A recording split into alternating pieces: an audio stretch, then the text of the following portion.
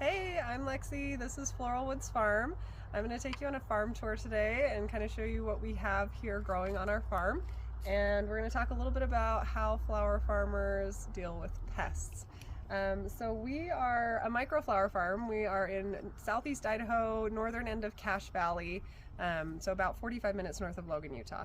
And we grow a large variety of flowers here. I do farmer floristry work, so I grow my own palette of flowers and just arrange and do subscriptions, weddings, wholesale, and just whatever I feel like, really. So it's fun. I just do what I love. But we have about 100 varieties of flowers that we grow, so we won't go through everything we grow today, but I'll just kind of give you an idea of how our farm is set up and how we manage things. We try to be predominantly an organic flower farm, technically.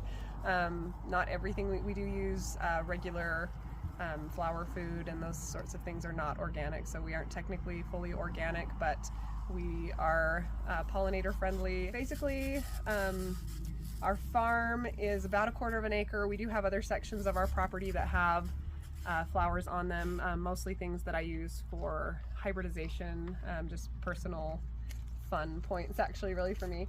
But so it's about 1/4 acre farm back here. It's all a fenced area. We have shade perennials. Everything from this shade structure this way is all perennial plants, and then everything in the perimeter of our farm is also perennial plants. And then down beyond our shade structure is all of our annual production, so all of our tulips, things that are technically annuals here, even if we do try to perennialize them, so anemones and ranunculus, but then all of our seeded annuals as well go down on that end of our farm. And then we basically handle weeds with fabrics and just a lot of weeding.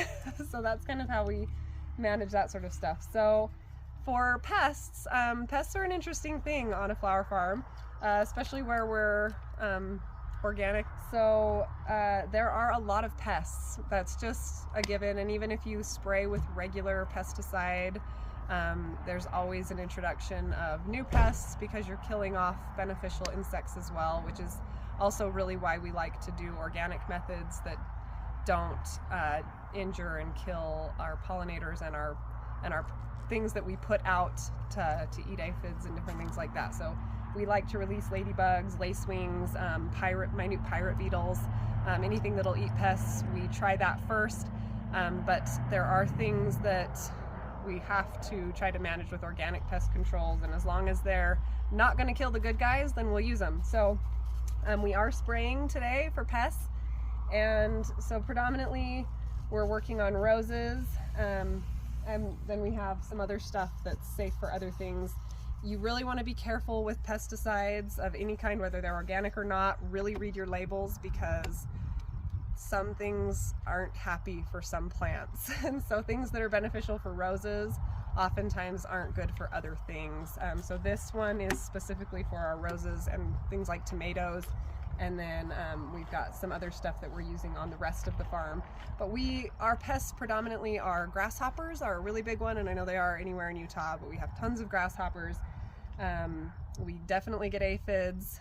We have tarnish beetles, and those are really the big main problem bugs that we get. Aphids aren't as bad as those other two, but those are definitely problems. And then obviously thrips. Almost everybody has thrips on. This year they're particularly bad, we've noticed. But then the roses particularly have some pests that they get. There's different weevils, rose weevils. So we really have to watch for those. And things like that we control basically by hand. So if we see a weevil on our roses, we squish the weevil and we come out multiple times a day and check every single rose bush looking for the weevils. We crush them and we look for any rosebuds that they have bored into, because they'll lay their eggs, it'll terminate the rosebud. So we have to pick those off and throw them away. You don't ever want to compost something that has a pest or its eggs, because they will just hatch in the compost and come back. So you always want to throw those away, destroy those. But then we also want to use things, particularly with roses as well, things that are a foliar fertilizer and that'll help deter those sorts of pests. So These are just a pump action to fill it up and get the pressure going. And then you're just going to bring it down. You're going to spray your rows, making sure you're getting all the foliage on your plants. Just a light coating. It doesn't need to be, you can see grasshoppers are already jumping away. You probably couldn't see that, but it did. Jumped away. So just already jumping away. I lost some grasshoppers, which is great. But yeah, we just do this to clean up the bad pests, kind of get them off of our plants. A lot of people will also actually plant crops to bring the pests to that crop and get them off their other crops. That's another organic method that you can utilize. Where we're a small farm, we don't have a lot of sacrifice space to just have a trash crop for the bugs, but it is effective if you have the space for that. Another good way to organically just keep pests down in your gardens if you don't want to use any sort of spray is just really keeping on top of your weeds. The more weeds you have, it can kind of be a catch-22 because sometimes the bugs do prefer the weeds over your good plants, but it's also a host for eggs to be laid and hatched. So it's just a good idea to have good air circulation and really keep your gardens clean so you don't have extra foliage for those bugs to be laying eggs and hatching out. I'm just going to kind of take you on a quick walk through and show you some of the things that we're growing. So I know I said already that along this fence line there are roses, but we also have clematis. Where I'm a predominantly perennial farmer, I really like doing co-planting with my perennials, so we grow a lot of different things together to maximize our production in our bed space. So if you come on back here, we've got some mulch for our beds here that we're putting out. But along this whole fence we have irises, and they are co-planted with lilacs. In these sections we have lots of rows of peonies. We have about 500 peonies out here, and we have clover underplanted under them to fix nitrogen, help improve the soil. We have also got daffodils just for a secondary crop in there in that space. And we've experimented with other annuals as well. We do a lot of experimentation with what grows well together for a farm sense in high intensity production. So that's something we're still working on and experimenting on what works really well annual wise with different things like this. We have a little bit of baptisia, we have a lot of fillers. Our back fence has a lot of self-seeded, shorter lived biennials and goldenrod and baby's breath. And then if we walk, let's take a walk down this way.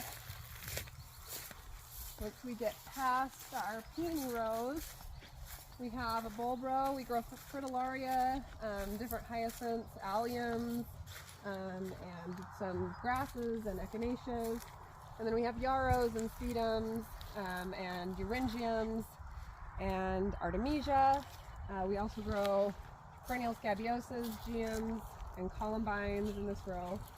And then this bed has sunflowers that have just been seeded in here that are starting to come up.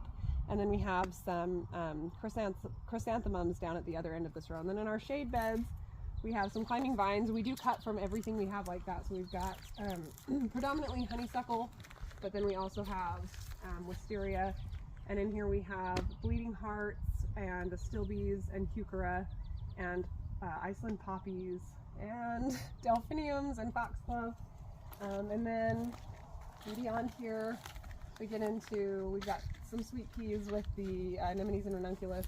And then up here coming into this row we've got gladiolas, and then more anemones and ranunculus that actually we do a lot of trialing, so we'd overwintered this bed and they did really well. So right now we've got a lot of weeds because these are about to get dug. And then this row has corn, ornamental corns that are starting to come up, and then all of our annuals. And we grow lots of different annuals: feverfew, zinnias, cosmos, stock, snapdragons, auroch, amaranth, just to name a few. So there's a lot of different varieties in there. Anyway, so that's the things we grow on our farm.